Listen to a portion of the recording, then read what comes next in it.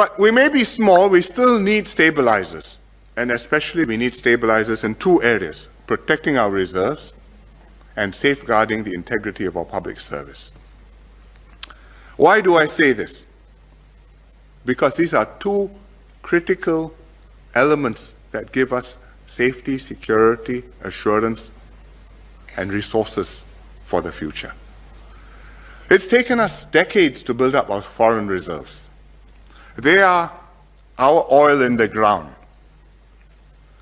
If we don't have a second key, and you happen to have a generous or profligate government, then one government can spend it all and bring you back to zero.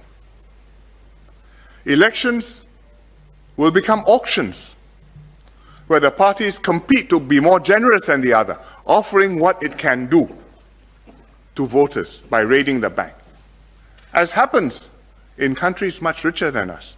You look at Australia, when 10 years ago, under basically a conservative government, they built up a significant amount of reserves or surpluses.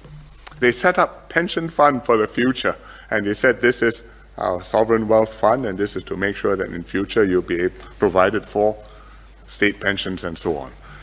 But then came elections, and both parties, whether in government or out of government, because of the dynamic of the situation, they had no choice.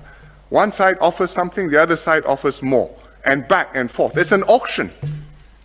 Today, the funds for the future have disappeared. The country is in deficit. The commodities boom is over. The budgets cannot be settled. They have to cut back spending. It's extremely contentious. We are back where they were, all within 10 years. It can happen to Australia with all that wealth and resources. Think what can happen if it's Singapore. That's money. What about people?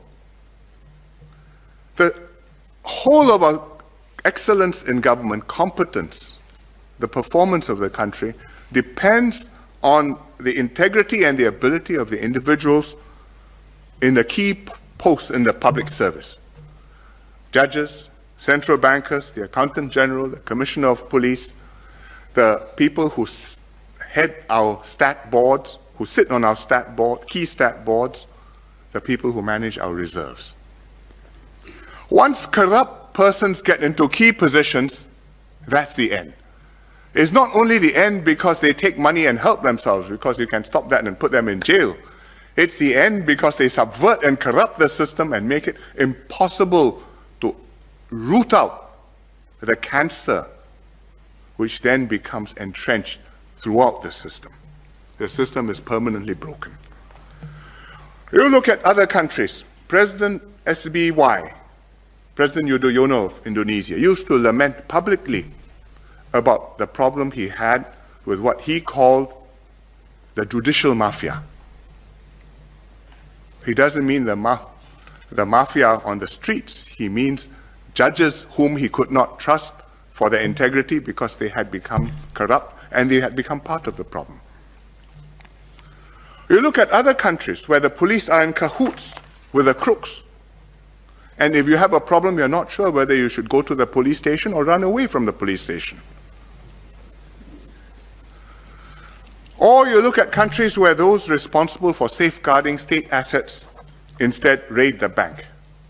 As the Malay proverb goes, pagar makan padi. You are the hedge, but you are eating the rice, which you are supposed to protect. To prevent this, or at least to make this harder, this system needs a second key. And the challenge is for us how to ensure this second key strengthens and stabilizes our system of government.